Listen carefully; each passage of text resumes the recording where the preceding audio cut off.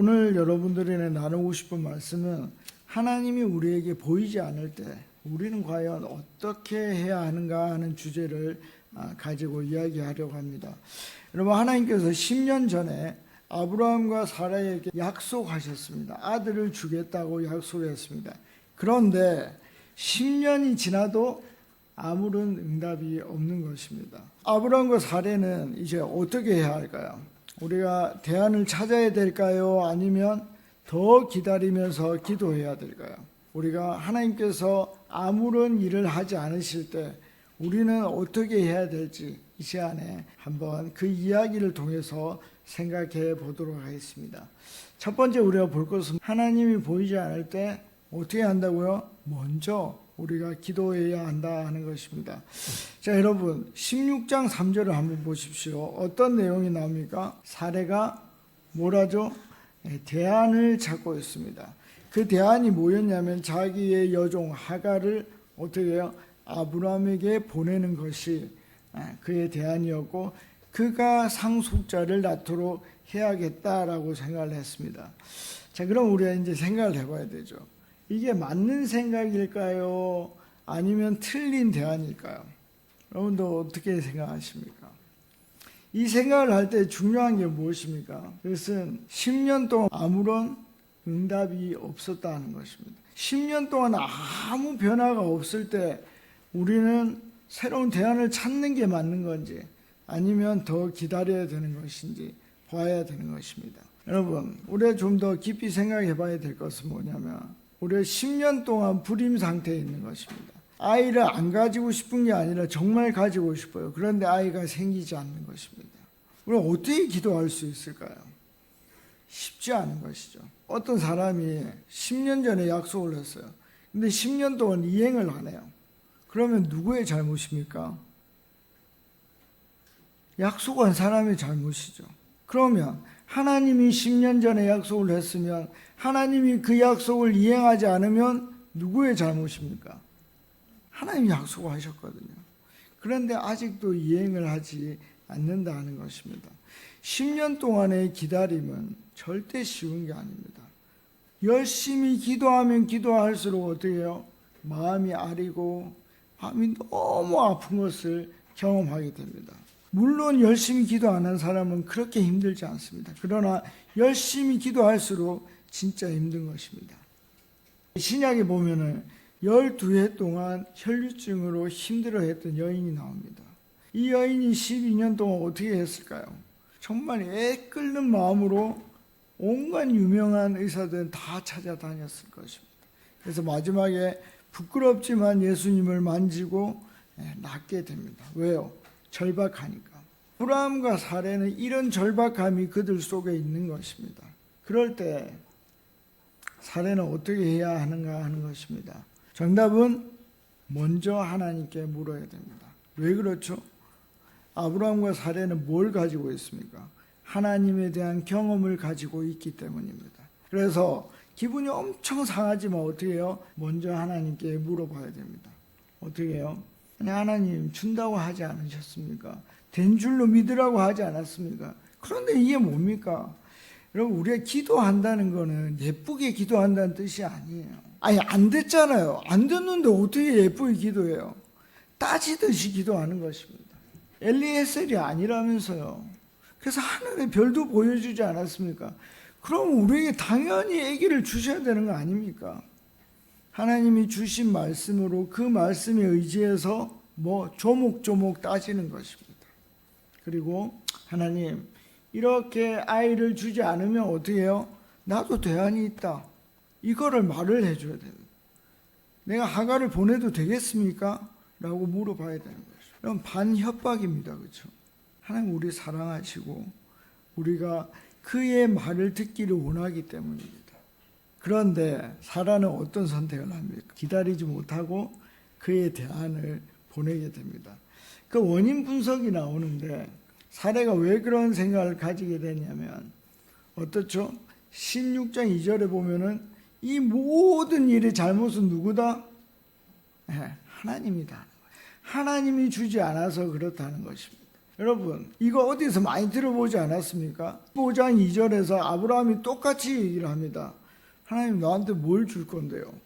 나 자식이 없습니다. 누가 안 준 겁니까? 하나님이 안 줬다는 얘기입니다. 그러니까 우리가 대체로 일심동체가 좋습니다. 그런데 신앙에 있어서는 꼭 일심동체가 다 좋은 건 아닙니다. 이 둘이 마음이 똑같았다는 것이죠. 여호와께서 내 출산을 막으셨다 하는 것이 사례의 분석이었습니다. 그런데 이 여호와께서 나에게 출산을 막았다는 것을 좀 더 우리가 깊이 볼 필요가 있습니다. 이 사례 마음속에 어떤 마음이 있는 거냐면, 인간의 생사화복은 누가 주관한다? 여호와께서 주관한다는 게 자기 마음속에 있는 것입니다. 그리고 이 16장 5절 마지막 부분에 보면 아브라함과 자기 사이에 온전한 판단은 누가 한다? 여호와께서 한다는 판단도 가지고 있습니다. 이게 무슨 얘기냐면, 사례는 어떤 사람이다? 기독교 문화에 완전 적응한 사람이다 하는 것입니다. 주여 감사합니다. 주여. 맨날 이렇게 하시는 분들 있죠. 할렐루야. 우리 이제 목사님들 만나면 할렐루야 많이 하시는 분들이 있거든요. 근데 뭘 봐야 됩니까? 실제 그의 행동이 어떠한가 하는 것을 보아야 한다는 것입니다.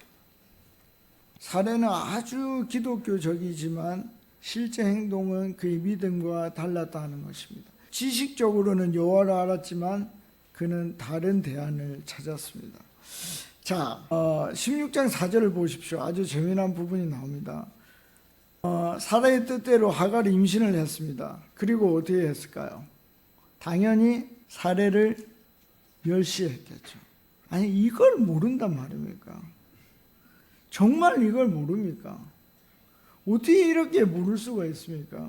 당연히 이거는 멸시할 수밖에 없습니다. 잠깐만요. 사례가 우리 옆집에 있는 사람이면 제가 여인천하를 보여주고 싶어요.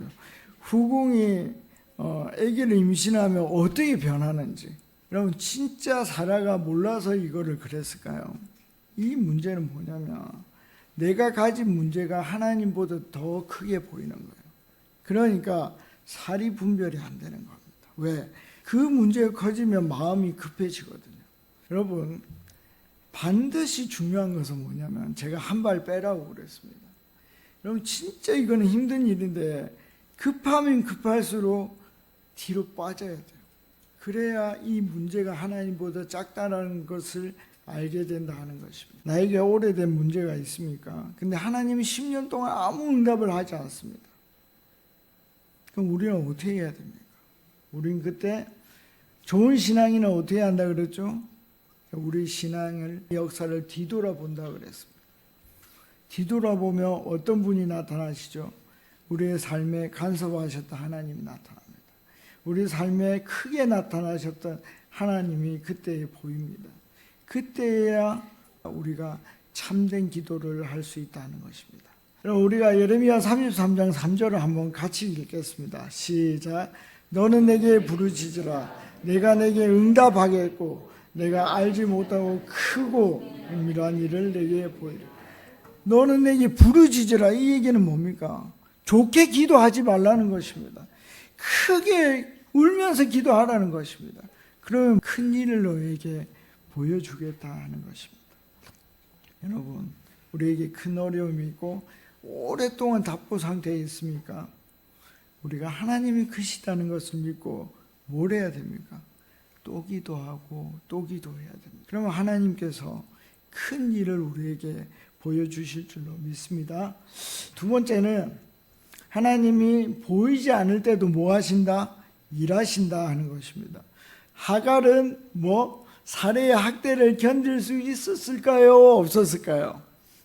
절대 없습니다. 그래서 도망가게 됩니다. 16장 14절에 보면 어디로 가게 되냐면 브엘라 헤로이로 도망을 가게 됩니다. 어디에서부터 도망을 가냐면 저 위에 있는 헤브론이라는 곳이 있는데 저기가 아브라함의 집입니다. 헤브론에서 얼마? 100km가 떨어져 있는. 그래서 임신한 상태로는 하루에 얼마를 갈 수가 없어서 최소한 7일 정도는 걸어가야 저희 브엘라 헤로이에 도착할 수 있는 거리입니다. 그럼 왜 저쪽으로 갔을까요? 저쪽이 남쪽인데 이 여자의 출신이 어디라고요? 이집트, 애굽이거든요. 그러니까 자기의 고향 쪽으로 갔다는 것을 우리가 알 수 있습니다. 그때 누가 하갈에게 나타납니까? 창세기 16장 9절입니다. 같이 한번 읽겠습니다. 여호와의 사자가 그에게 이르되 내 여주인에게로 돌아가서 그 수하에 복종하라. 여러분, 이 얘기는 누가 해야 될 얘기입니까? 이거는 남편이 해야 될 얘기. 이걸 하나님이 하고 있는 것입니다. 사례도 달래고 하갈도 어떻게 해서든 달래서 서로 공존할 수 있도록 해야 돼요. 그 뱃속에 내 씨가 있으니까. 근데 어떻게 하죠?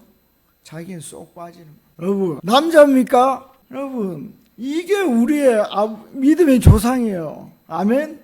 여러분, 사람은 다 똑같아요. 약한 사람, 믿음이 약한 사람도 약하고, 믿음이 성숙한 사람도 약해요. 그런데 하나님이 변화시켜 가는 것입니다. 여러분, 이거는요, 남편이 해야 될 말이에요. 근데 하나님이 그 말을 하갈에게 위로로 던지고 있는 것입니다. 네가 정말 힘들겠지만 어떻게 해서든 사람 밑에 살아남아야 된다. 그 얘기를 해주고 있는 것입니다. 그러면서 10절에 뭐라고 얘기를 합니까? 10절에 보면 하나님이 위로하십니다. 내 씨가 크게 번성할 것이다. 그 수가 정말 클 것이다 하고 이렇게 얘기를 해줍니다. 이 이스마엘이라는 이름은 뭐냐면, 이스마 하면 듣다라는 말이고 엘 하면 하나님인데 하나님이 그를 들었다 하는 의미입니다. 그리고 이 이스마엘 후손들은 나중에 정말 하나님의 말씀대로 되어서 이 아라비아 모든 반도에 퍼지게 됩니다. 사우디아라비아, 요르단, 시리아, 이라크 등등에 있는 그 아랍 민족이 다 이 이스마엘의 자손들이 됩니다. 그대로 되죠.